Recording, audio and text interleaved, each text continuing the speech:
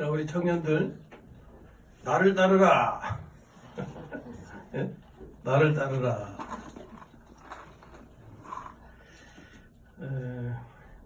나를 따르라 하는 것은 맹신하라는 의미가 아니고 삶을 같이 나누자. 은혜 받은 걸 함께 나누자. 그런 의미입니다. 예? 저에게는요, 저를 괴롭히고 고통스럽게 하는 세 가지가 있어요. 그것은 성질 내는 것, 그리고 자신감 부족, 수줍음 타는 것, 이런 거 있어요. 우리 학생들에게는 그런 거 없나? 있으면 한번 적어봐. 또 연필 안 갖고 있겠다. 손가락으로 그냥 적어봐. 또 마음속에다 적어보든지. 많이도 말고, 이거보다 더 많이 있겠지만 한 세 가지만. 자기를 괴롭히는 것이 무언가, 응? 그것을 한번 적어봐요. 목사님을 괴롭히는 건 뭐라 그랬어? 성질.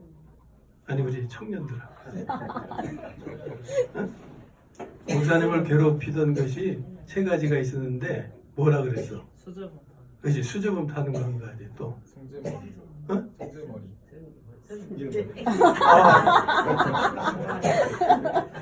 그래, 승질머리. 승질머리가 더러워가지고 아주 그게 괴롭혔어. 또 한 가지는 응? 자신감 부족. 여러분들에게 이런 게 문제되지 않죠? 네? 성질머리도 없고 자신감에 넘치고 뭐 부끄러움 안 타고 그랬겠지만 제 어린 시절에는 그게 저를 아주 고통스럽게 하는, 아주 주눅들게 하는 그런 요소였어요. 스스로 극복해 보려고 애를 썼지만 하나도 극복하지 못했어요. 네.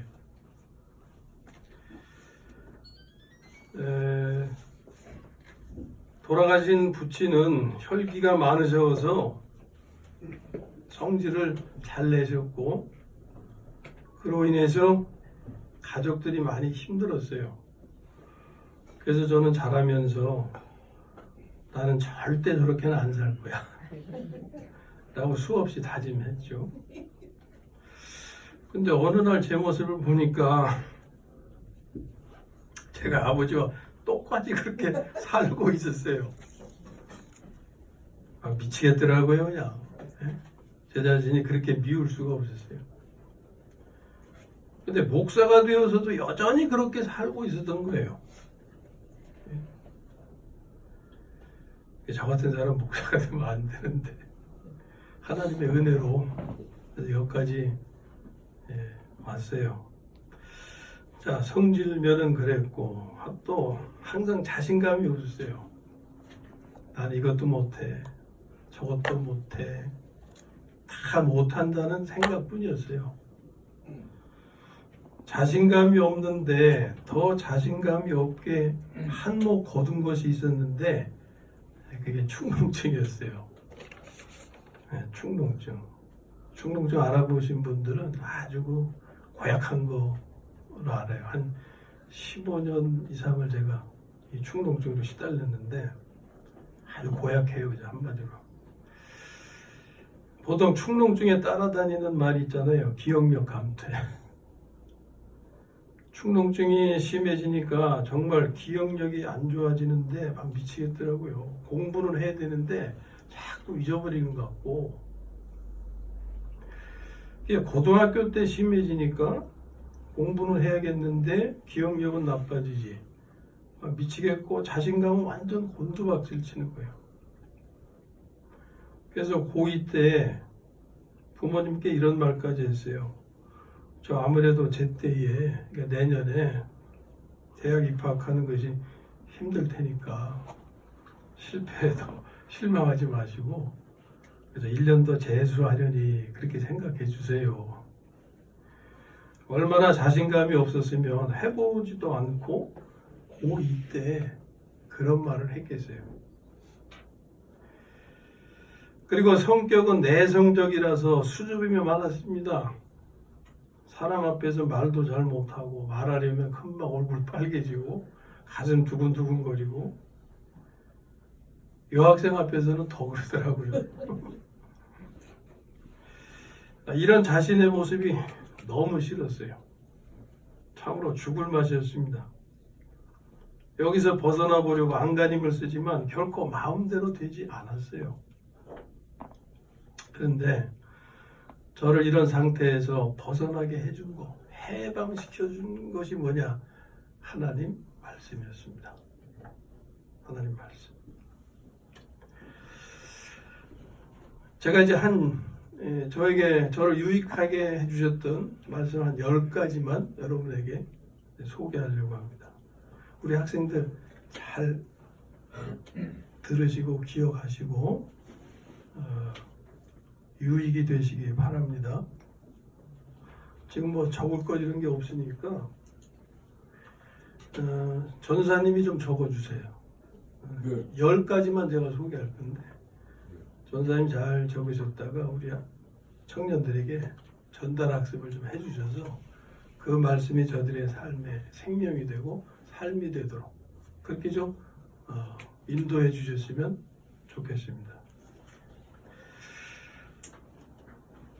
제가 은혜 받은 말씀, 제 삶을 바꾸어가고 오늘에 이르기까지 저를 이끌어 주신 이 말씀이 여러분들에게 공감이 되면 여러분들 그걸 받으시기 바랍니다. 네? 첫 번째 말씀은 로마서 7장 15절입니다. 내가 원하는 것은 행하지 아니하고 도리어 미워하는 것을 행함이라는 말씀이었어요. 많이 들으셔서 익숙하실 겁니다. 이 말씀은 제 마음을 정확히 지적하시는 말씀이었어요. 제가 행하고 싶은 것은 온유한 삶이었는데 실제로는 제가 미워하는 성질을 내는 삶이었단 말이에요. 예? 우리 청년들 어때? 여러분들의 경험도 그래 안 그래? 응? 어디 그래요 안 그래요? 비슷합니다. 내가 막 반말로 물으니까 대답 안 하네. 존대로 물으니까 대답해 주시네. 미안하고 감사합니다.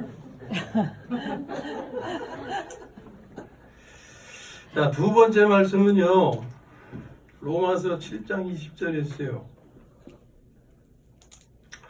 만일 내가 원하지 아니하는 그것을 하면 이를 행하는 자가 내가 아니오 내 속에 거하는 죄니라 는 말씀이었어요. 저는 이 말씀을 통해서 비로소 죄가 무엇인지를 깨닫게 되었습니다. 이전에는 죄는 그저 다만 행위로 알았어요. 살인, 간음, 거짓말, 시기, 질투, 미움 이런 것만 죄로 알았어요. 근데 여기 이 말씀을 보니까 이건 분명 행위가 아니거든요. 그런 행위를 하게 하는 근원인 것을 말씀하는 거예요. 그리고 보니까 이 추상적인 어떤 개념이 아니고 구체적인 실체. 악한 인격이더라고요, 이게. 예? 악한 인격. 이 말씀을 통해서 내 안에 악한 자가 있음을 알게 되었습니다.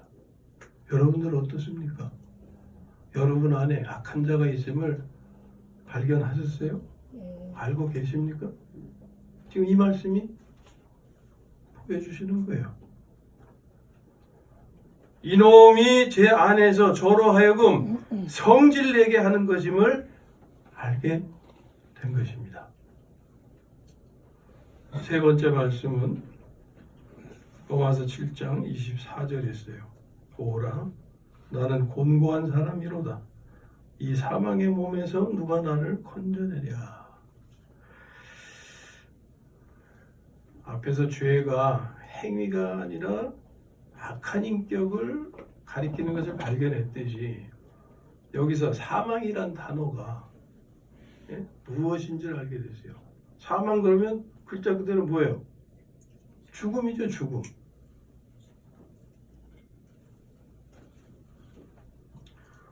죽음은 생명이 꼴딱 넘어간 그런 상태잖아요.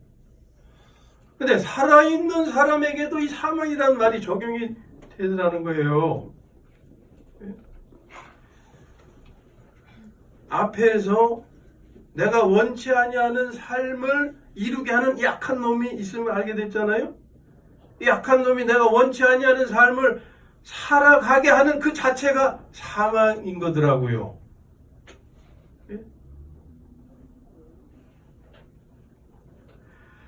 이런 상태가 사망임을 알게 되었어요.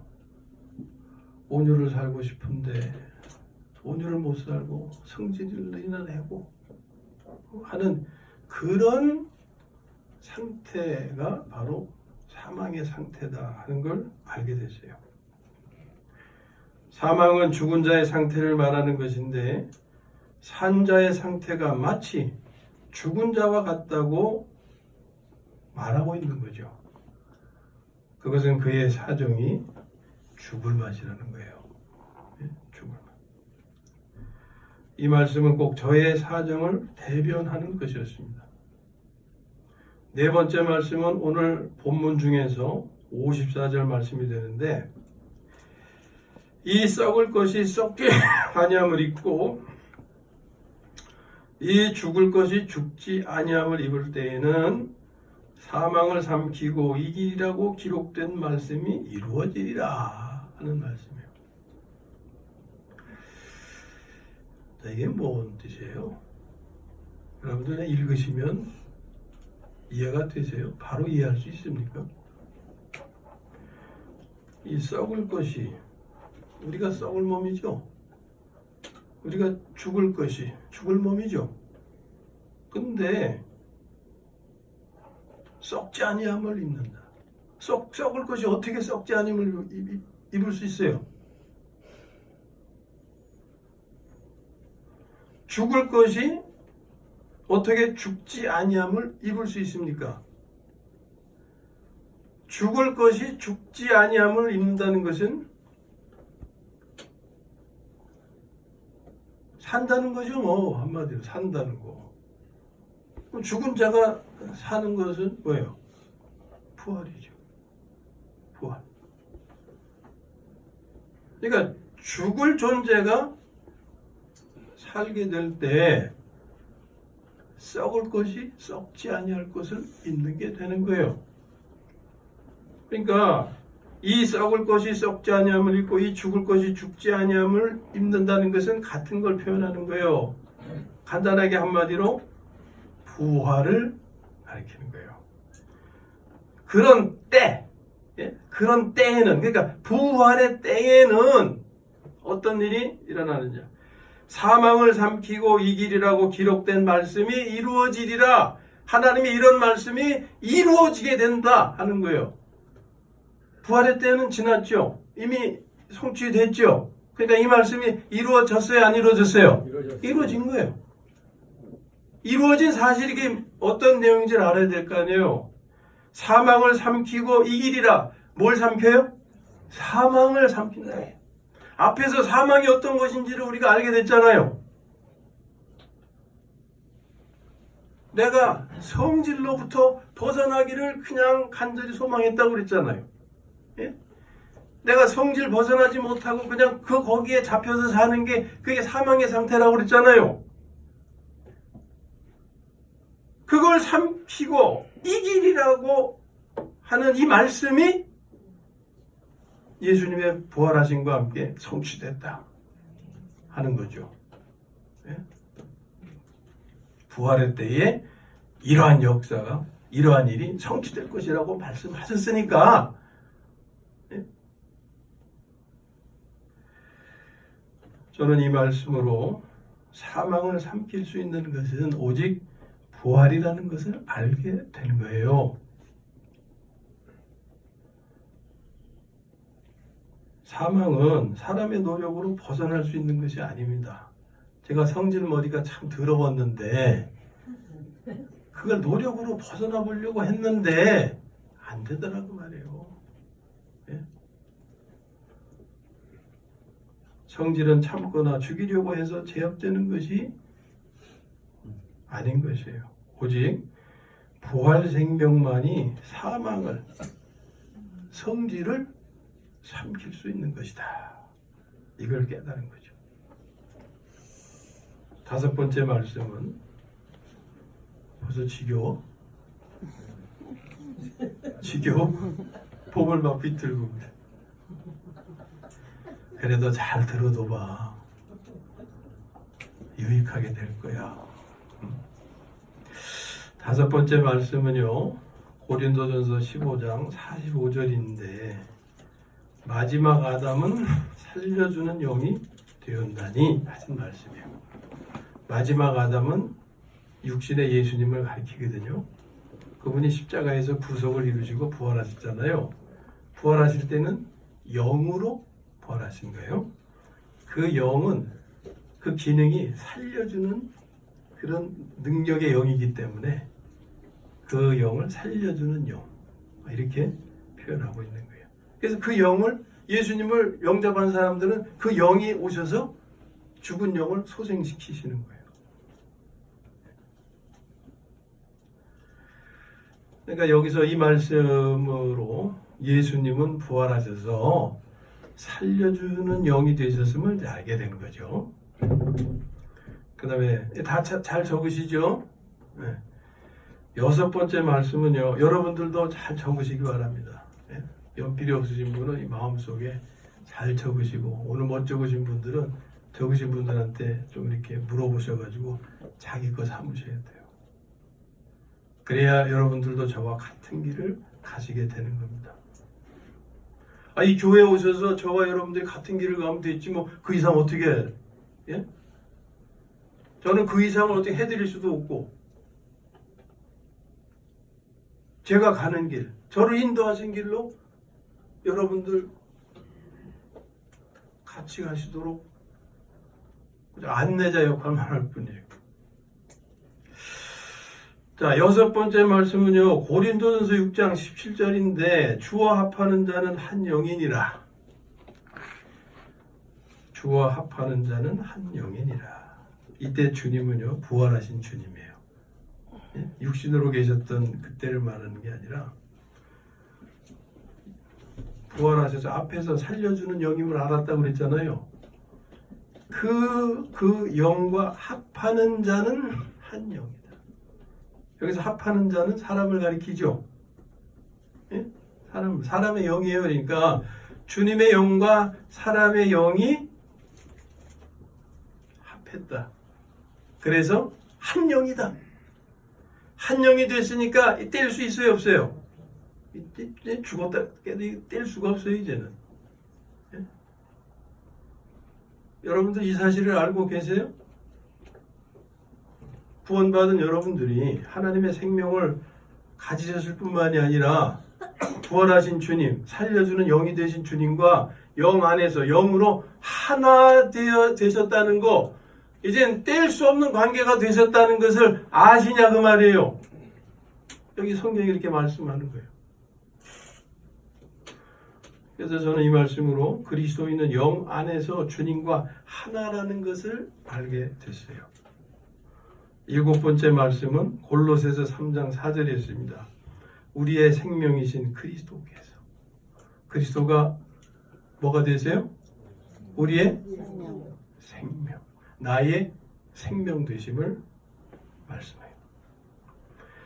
이 말씀으로 주님이 나의 생명 되심을 알게 되었습니다. 여덟 번째, 요한복음 6장 57절.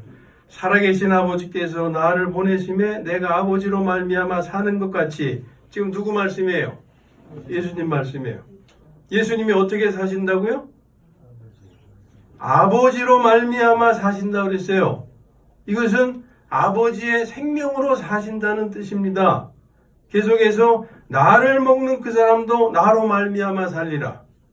나로 말미암아 살리라는 것은 주님이 하나님으로 말미암아 사신 것처럼, 하나님의 생명으로 사신 것처럼 우리가 주님의 생명으로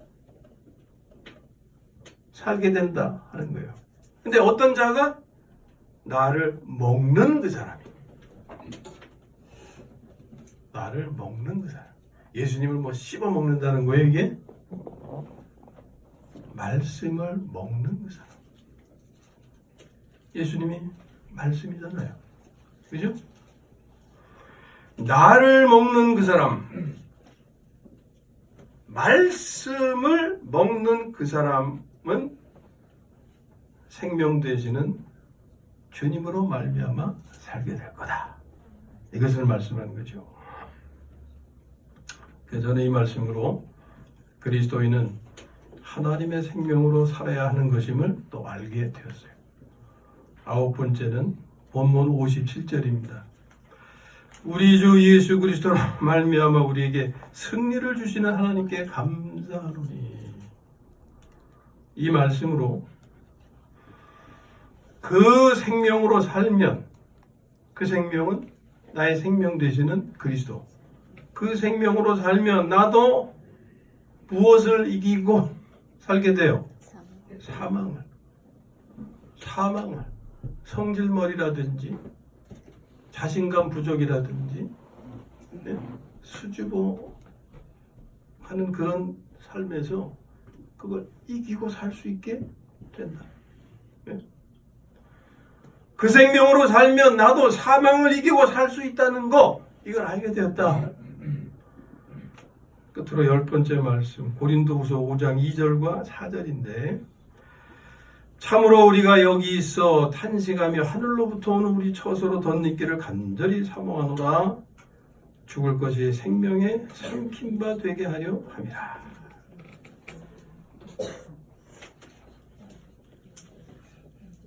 아까 앞에서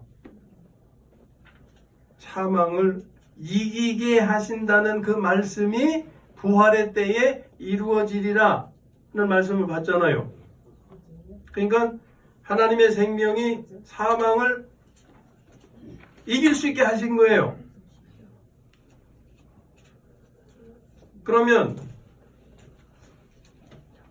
하나님의 생명이 사망을 이길 수 있게 하신 것은 우리를 위해서 배려하신 하나님의 은혜 아닙니까? 그거 우리가 알든 모르든 믿든 안 믿든 이미 하나님이 이루어 놓으신 사실로서 기독교의 교리입니다. 그것은 누구를 위한 교리입니까? 믿는 사람들을 위한 교리잖아요. 믿는 사람들의 삶을 위한 교리 아닙니까?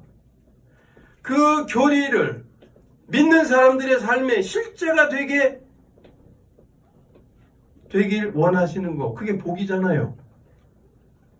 네? 하나님은 사망을 삼키셔서 이기는 삶을 살 수 있게 준비해 놓으셨어요. 저 같은 사람을 위해서, 성질머리 때문에 고통받는 저 같은 사람, 자신감 부족으로 주눅 들어있는 저 같은 사람, 수줍음 때문에, 부끄러움 때문에 고통스러워하는 저 같은 사람을 위해서, 그래서 그 사망의 요소들을 삼켜버리고 살 수 있도록 생명으로 이기셨다 그 말이에요. 그 성취되었어요. 성취된 은혜야. 이제 필요한 건 그 은혜를 깨닫고 자기 삶에 실제되게 하는 거. 그래서 감사하게도 저는 그거 깨닫게 해주셔서 깨닫고 제 삶에 실제되게 하면서 여기까지 오고 또 가고 있다 하는 것입니다. 이제 바울의 경험이 그거예요. 바울이 그걸 깨달았어요. 하나님 말씀을 통해서 깨달았어요. 그래서 그 앞에 2절에 내가 이렇게 되기를 간절히 사모한다. 예? 간절히 사모한다. 간절히 사모만 하면 뭐해요? 그게 실제가 되도록 해야지. 그러니까 그 실제가 되게 하기 위해서 뭐가 필요한 게 있잖아요. 그래서 바울은 그렇게 시도를 했어요. 그렇게 시도한 이유는 뭐냐면 그게 죽을 것이 생명에 삼킨 바 되게 하기 위해서다 라고 말씀하는 거예요. 그러면 간절히 사모하는 것을 자기 삶에 실제되게 할 수 있었던 것이 뭐냐? 생명을 바꾸는 기도였다. 이거예요. 네.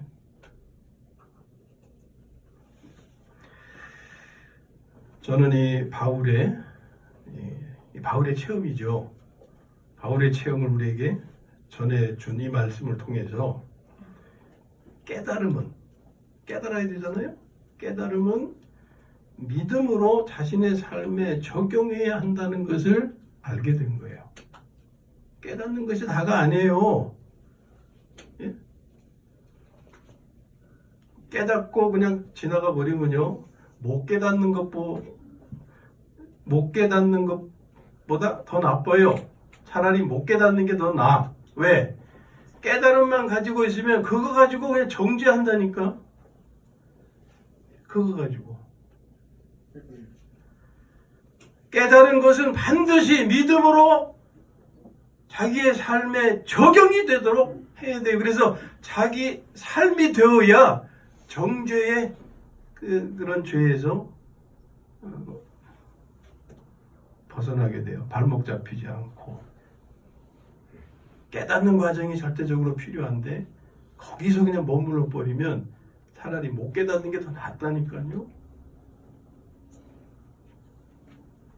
그래서 저는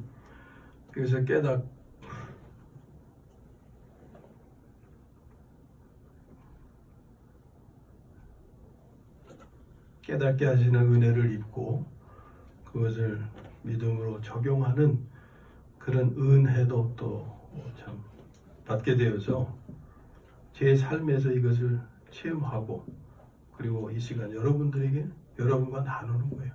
이 시간뿐만이 아니라 지금까지 이런 삶을 같이 나누어왔잖아요. 예? 그 과정을 지금 말씀드리는 겁니다. 바울은 이 생명은 하나님의 생명이고 부활 생명이죠. 이 생명이 사망을 이긴 것을 알게 되었어요. 깨달음이에요. 예수님의 부활하심이 사망을 삼키신 사건임을 알게 되었어요. 깨달음이에요. 주님의 온유하심이 자신의 성질을 이기셨음을 알게 되었어요. 깨달음이에요. 그러므로 그는 자신의 성질이 주님의 온유로 덧입기를 간절히 사모했어요. 그리고 바울은 그것이 자신의 삶에 실제되게 하기 위해서 생명을 바꾸는 기도를 실행하는 것입니다. 이것처럼 깨달음은 믿음으로 자신의 삶에 적용해야 하는데 그것이 바로 생명을 바꾸는 기도를 실행하는 것이다. 이것을 알려주고 있는 거죠. 깨달음은 얻었어도 그것이 믿음으로 자신의 삶에 적용되기 전에는 그것은 단지 교리에 불과합니다. 이론에 불과할 뿐이에요. 그러나 믿음으로 적용할 때 그 모든 것이 현실이 되었습니다. 그렇게 고민하던 것이 해결되었어요. 그것은 저를 고통에서 해방시켜 주었고 자유케 하였고 죽을 맛의 삶을 살맛나게 해 주었고 지금도 그렇게 해 주고 계시는 거예요. 이제는 성질머리 때문에 고통받지 않습니다. 자신감 부족 때문에 주눅들지 않아요.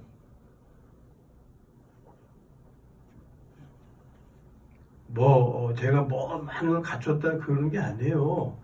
제 지금의 상태에서 그냥 당당하다 그 말이에요. 늘 부족함을 느끼죠. 예? 부족함을 느끼지만 그 부족함 때문에 내가 주눅들진 않는다 그 말이에요. 수줍음,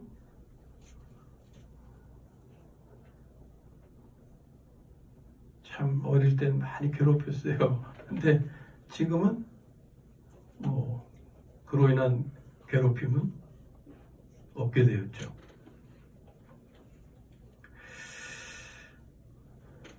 깨달음은 생명을 바꾸는 기도를 실행함으로 자신의 삶에 적용해야 합니다. 생명을 바꾸는 기도를 다시 한번 또 우리 되새겨 보겠습니다. 생명을 바꾸는 기도를 실행하는 거 다시 되새겨 봐야겠는데, 우리가 생명을 바꾸는 기도를 할 수 있는 것, 또 해야 하는 것은 무엇을 근거로 하느냐? 부활하신 주님이 나의 생명이 되셨기 때문에 그게 가능한 거예요. 그렇지 않으면 생명을 바꾸는 기도라는 건 있을 수가 없고, 그것을 계속 되풀이하는 것은 그냥 주문만 외우는 것이 되는 거예요. 주문. 이건 주문이 아닙니다. 부활하신 주님이 나의 생명이 되셨기 때문에, 그 생명으로 살고자 해야 되기 때문에, 그 생명으로 살고자 할 때 만일 우리가 사망을 삼켜버리고 이길 수 있고 세상을 향해서 담대히 나갈 수 있기 때문에 생명을 바꾸는 기도를 실행하는 것이고 또 해야 되는 거예요. 그렇지 않으면 주님으로 살고자 하는 게 아니라 자기가 사는 삶이 되어버려요. 그러면 늘 패배할 수밖에 없는 거죠. 자, 생명을 바꾸는 기도 성질 날 때 어떻게 하자 그랬어요?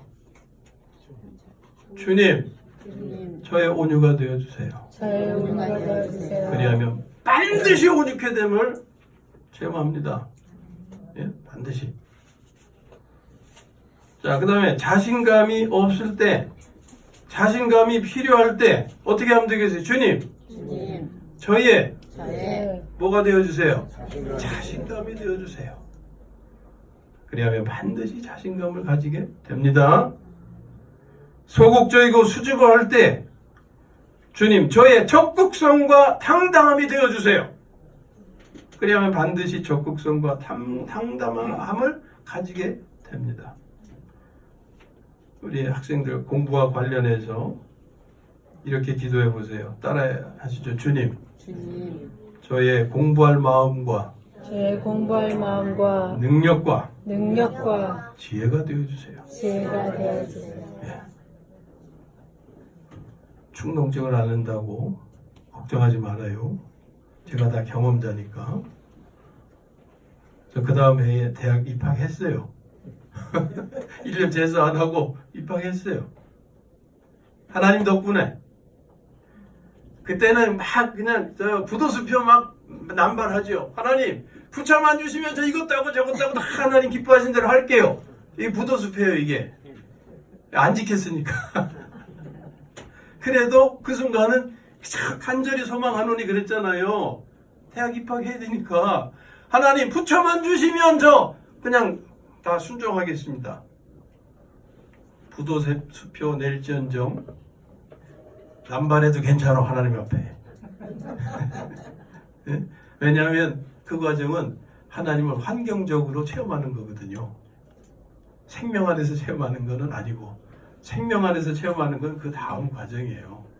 그러니까 그런 하나님과의 그런 과정도 필요하다고 말해요. 하나님 학교 잘 졸업하게 해주시고 좋은 직장 하나님 허락하시고 좋은 또 배우자 만나게 해주시고 구해요. 그러면 제가 하나님께 순종하며 살겠습니다. 약속하면서 말이지. 근데 그게 한 8, 90%는 거의 부도수표 되더라고. 내 경험상 보니까. 그럼 또 두드려 맞고 그런 과정도 또 있어요. 진로와 관련하여 따라해 주시죠. 주님, 제 인생의 길이 되어주세요. 그러면 반드시 주님께서 길이 되어 주십니다. 아멘. 우리는 이렇게 뭐 구체적으로 기도하라는 또 권유도 있죠. 선교사가 되게 해주세요. 독일로 가게 해주세요. 뭐 이럴 수 있어요. 저도 독일에 있을 때 한국에 나오고 싶었지만 집사람이 아파서. 근데 한국으로 가게 해주세요라고 구하진 않았어요. 주님, 저의 길이 되어주세요. 그러다 보니까 한국으로 인도해 주신 거지. 한국으로 인도해 주세요 하고 길이 되어 주세요 해서 한국으로 오는 거하고는 달라요. 마음의 자세가 어떻게 다르냐? 선교사가 되게 해주세요. 독일로 가게 해주세요. 한국으로 가게 해주세요. 뭐가 되게 해주세요. 라고 하는 것은 이미 자기가 되고 싶은 것을 구하는 거잖아요. 하나님의 뜻과는 전혀 상관이 없어요. 자기가 정해놓고 이것은 주님의 결제를 구하는 거예요. 그러니까 자기 욕망을 이루려는 것입니다. 그러나 주님 저의 길이 되어주세요 라고 간구할 때는 그 길 속에 선교사의 길도 있고 독일의 길도 있고 한국으로 오는 길도 있고 거기서 하나님이 인도하실 때 그게 하나님의 뜻인 거죠. 그런 차이가 있는 거예요. 자, 우리는 지금 생명을 바꾸는 기도의 예를 몇 가지 말씀드렸어요. 이러한 상황이 이것밖에 있는 게 아니잖아요. 우리가 살아가면서 많은 상황에 직면합니다. 이전에 겪었던 상황을 비슷하게 또 직면할 수 있고 전혀 새로운 상황에 직면할 수가 있고 그러나 그때마다 우리에게 필요한 것은 바로 이 생명을 바꾸는 기도. 이 기도는 자신이 직면하는 모든 상황에 적용할 수가 있는 거예요. 주님, 앞따라 해주세요. 주님, 제가 직면한 이 상황을 어떤 상황인지 여러분 각자의 경우겠죠. 이 상황을 맡아주세요. 감당해주세요. 네, 이게 생명을 바꾸는 기도입니다.